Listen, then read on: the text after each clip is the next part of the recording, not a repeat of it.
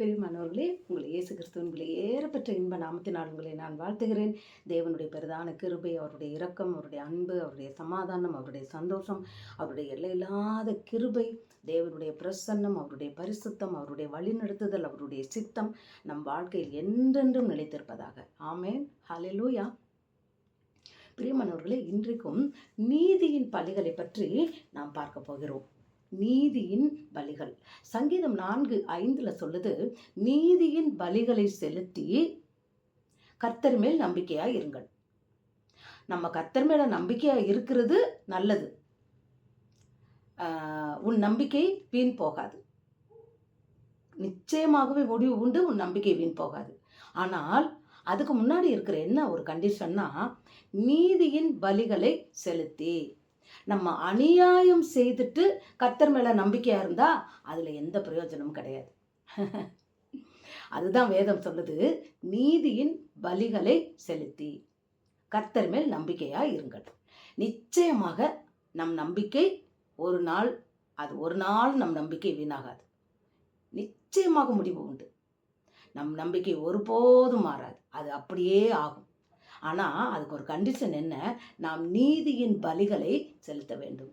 நீதியின் பலின்னா என்ன? சங்கீதம் 4:5 நீதியின் பலின்னு பார்த்தோம். இது அப்படி உபாகமம் 4:8 ஆண்டவர் சொல்றாரு, இத்தனை பெரிய கற்பனைகளையும் கட்டளைகளையும் நியாயங்களையும் நீதி நியாயங்களையும் கொண்டிருக்கிற ஜனம், பெரிய ஜாதி எங்க இருக்கு? எது? அப்போ ஆண்டவருடைய பிள்ளைகளுக்கு ஆண்டவர் கொடுத்த நீதி நியாய பிரமாணங்கள், கட்டளைகள், கற்பனைகள், இந்த 4 தான் நீதியின் பலி. இதை நாம் தேவனுக்கு செலுத்த வேண்டும்.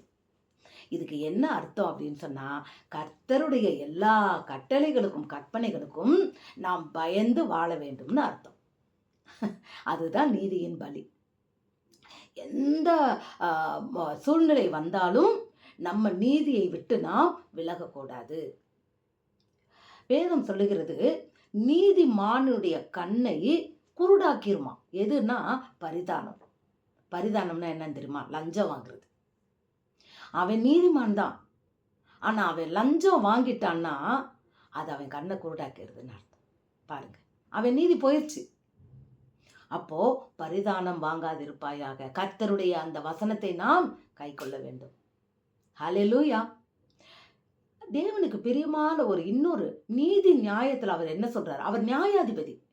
அவர் என்ன சொல்றாரு அப்படின்னு சொன்னா, நீ நீதிபதியா இருக்கிறியா? நியாயம் செய்யறியா? நீ இருக்கிறன்னா சிறியவனுக்காக அவன் தப்பு பண்ணவேன்னு வச்சுக்கோ. ஐயோ அவன் ரொம்ப சின்னவனே அப்படின்னு சொல்லிட்டு அவனுக்கு நீ முகதாட்சணியம் காட்டக்கூடாது. போனா போயிட்டு போதுன்னா அவனை விடக்கூடாது. அதே இது பெரியவனாக இருந்தா, சத்தியத்தை கேளுங்க, எவ்வளோ அழகா சொல்லி இருக்கிறாருன்னு. பெரியவனாக, உன்னை விட அவன் பெரியவனாக இருந்தா நீ அவன் முகத்துக்கு பயப்படாதிருப்பாயாக. அல்லேலூயா. இது நீதிமான். லேவியராகமம் 19:15 வருகிறது. லேவியராகமம் 19வது அதிகாரத்தில் 15வது வசனத்தில் இப்படி வருகிறது, நீ நியாயம் செய்யும் போது, நீ நீதி செய்யும் போது சிறியவனுக்கு முகதாட்சணியம் காட்டாத. உன்னை விட பெரியவனோட முகத்துக்கு நீ பயப்படாத. என்ன அழகு! அல்லேலூயா. அப்போ ஆண்டவர் சொல்வார், இயேசு கிறிஸ்து, உள்ளதை உள்ளதென்றும் இல்லதை இல்லதென்றும் சொல்லுங்கள். அதுதான் நீதி. ஆமான்னா ஆமா, இல்லைன்னா இல்லை. அவன் என்ன சொன்னா அதான். சின்னவன் தப்பு பண்ணானா ஆமா அவன் தப்பு பண்ணான், கரெக்டு. அவனுக்கு முகதாட்சணியை காட்டக்கூடாது. அவன் தப்ப நீ சரின்னு சொல்லாது. அவன் போனா போயிட்டு போது பாவம்ல நீ சொல்லக்கூடாது. நீதினா அதான். பெரியவனா இருக்கும், ஐயோ இவன் எனக்கு பெரிய எஜமானனாச்சே, இவனை போய் நான் காட்டி கொடுத்துட்டு அவ்வளோதான் என்ன போட்டு தள்ளிடுவானேன்னு அவனுக்கு நீ பயப்படாதாயாக. அதுதான் நீதிமான். உன்னை விட பெரியவனுக்கு நீ பயப்பட, அவன் முகத்துக்கு நீ பயப்படாத. உன்னை விட சின்னவனா இருந்தேன்னா நீ முகத்தாட்சணியம் அவனுக்காக நீ இறக்கப்ப காட்டாத. ஏன்னா நீதி செய். நீதியும் நியாயத்தையும் நாம் நேர்மையாக நம்ம நீதியாய் செய்ய வேண்டும். அதுதான் சத்தியம். அல்லேலூயா. எத்தனை ஒரு அருமையான சின்ன வசனம் தான், குட்டி ஒரு வசனம் தான், ஆனா அதுல எத்தனை பெரிய கருத்து பாருங்க. அல்லேலூயா. தாவீது நீதிமான்னு சொல்றான். யாருன்னா சவுலே சொல்றாரு, நீ நீதிமான்பா, நான் உன்னை கொல்ல வந்தேன், ஆனா நீ என்ன கொல்ல வரல. அப்ப நீதிமான் யாருன்னா ஆண்டவர் சொல்றாரு, தீமைக்கு தீமை செய்யாத, தீமைக்கு நன்மை செய். அப்போ நீதிமான் என்ன பண்ணுவான்? தீமைக்கு நன்மை செய்வான். பண்ணானா? தாவீது செய்தாரா? அப்போ நீதிமான் தனக்கு யாருனாலும் கஷ்டம் கொடுத்தாங்கன்னா அதுக்கு பதிலுக்கு கொடுக்க மாட்டாங்க, அவங்களுக்கு நன்மை செய்வாங்க. அதுதான் இயேசு கிறிஸ்து சொல்றாரு, உன் சத்துருவை சிநேகிப்பாயாக, நீ அவன் பசியா இருந்தால் அவனுக்கு ஆகாரம் கொடு, அவனுக்கு போஜனம் கொடு, தாகமா இருந்தா நீ பானம் கொடு. தாகமா இருந்தா தண்ணி கொடுன்னு சொல்லலப்பா, பானம் கொடுக்கணுமா.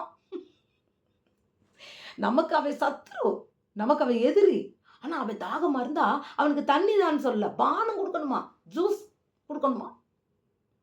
எத்தனை அன்பு காட்ட சொல்றாரு பாத்தீங்களா. இதுதான் நீதிமான். அல்லேலூயா.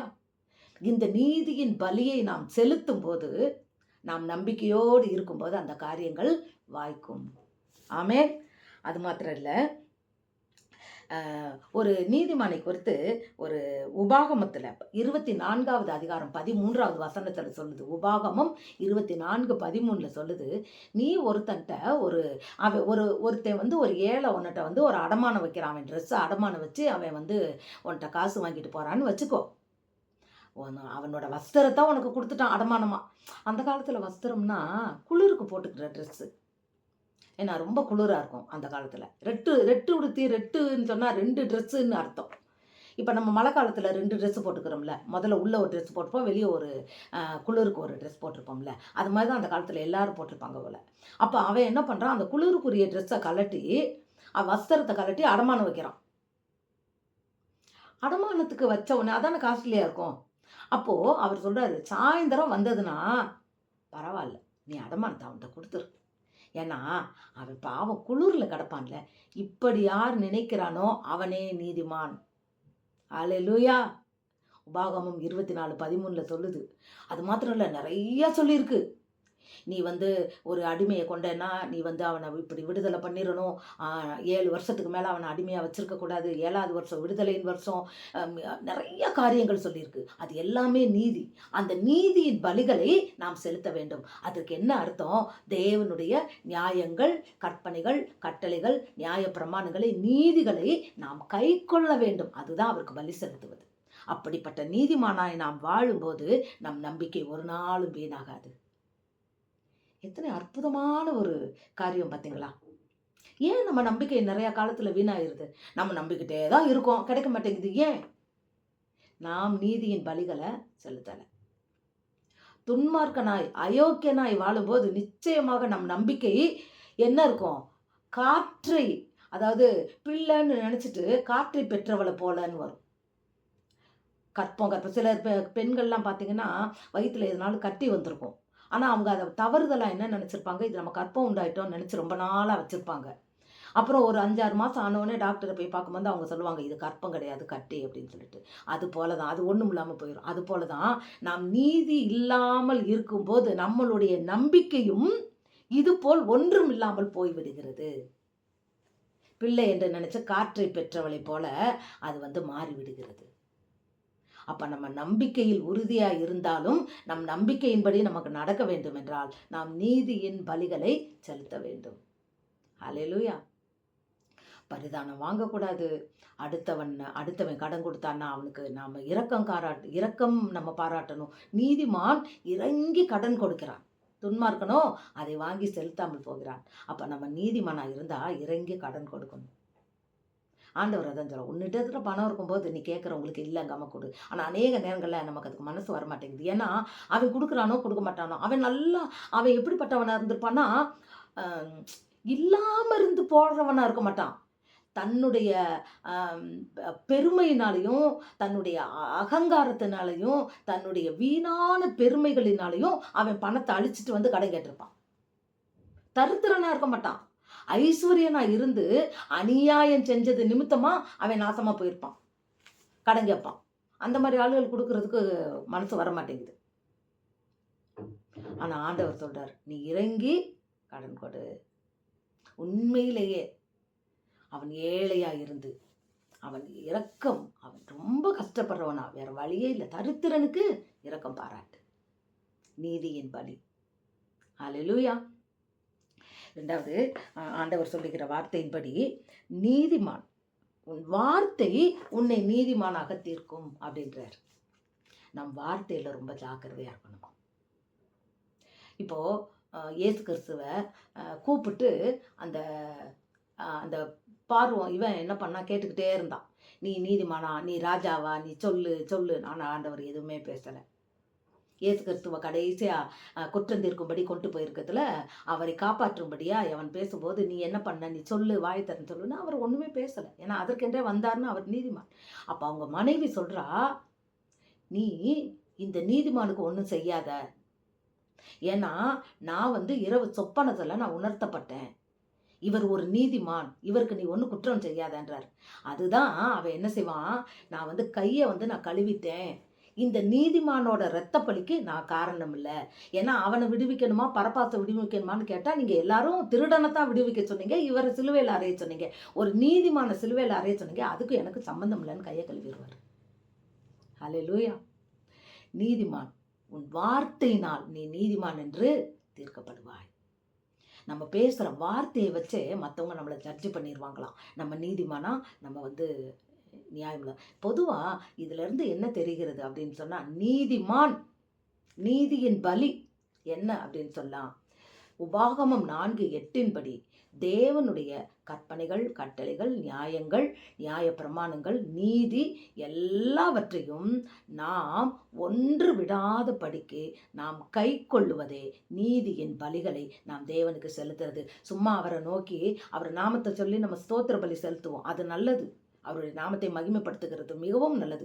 ஆனால் நீதியின் பலி செலுத்திய நம்பிக்கையோடு இருப்பவர்களுக்கு கர்த்தர் நம்பிக்கையை வாய்க்க பண்ணுகிறார். இன்றைக்கும் கூட பிரியமானவர்களே, ஒரு புதிதான ஒரு சத்தியத்தை இன்றைக்கு ஆவியானவர் உங்களுக்கும் எனக்கும் கற்றுத்தந்தார்னு தான் நான் விசுவாசிக்கிறேன். இந்த வார்த்தையின்படி நீதியின் பலிகளை நாம் இன்று முதல் கொண்டே நாம் செலுத்த ஆரம்பிப்போமா? நாம் தவறிவிட்ட காரியங்களில் நீதியின்படி வாழ நம்மை அர்ப்பணிப்போம். நம்மளால் ஒன்றும் முடியாது, ஆனால் பலத்தினாலும் அல்ல, பராக்கிரமத்தினாலும் அல்ல, என்னுடைய ஆவியினால் ஆகும்ன்றாரு. அதனால் நம்மளை தாழ்த்தி தேவனுடைய கரத்தில் நம்மை அர்ப்பணிப்போம். தகப்பனே, என்னையும் நீதியின் பலிகளை செலுத்தி நீதிமானாய் வாழ்ந்து, அப்பா எங்கள் நம்பிக்கையின்படி அப்பா நாங்கள் பெற்றுக்கொள்ளும்படியாய் நாங்கள் உமக்கு நீதியின் பலிகளை செலுத்த எங்களுக்கு கிருபை தந்து எங்களை வழிநடத்தும் பிதாவே, இயேசுவின் நாமத்தில் பிதாவே, ஆமென். அப்படி நாம் தேவனிடத்தில் ஒப்பு கொடுப்போம். இன்று முதற்கொண்டு நீதியின் பலிகளை செலுத்துவோமா? கர்த்தர் மெய்யாகவே ஜீவன் உள்ள தேவன். நம் நம்பிக்கை ஒரு நாளும் வீண் போகாது. கர்த்தர் நம்மை ஆசீர்வதிப்பாராக. ஆமென். ஹல்லேலூயா.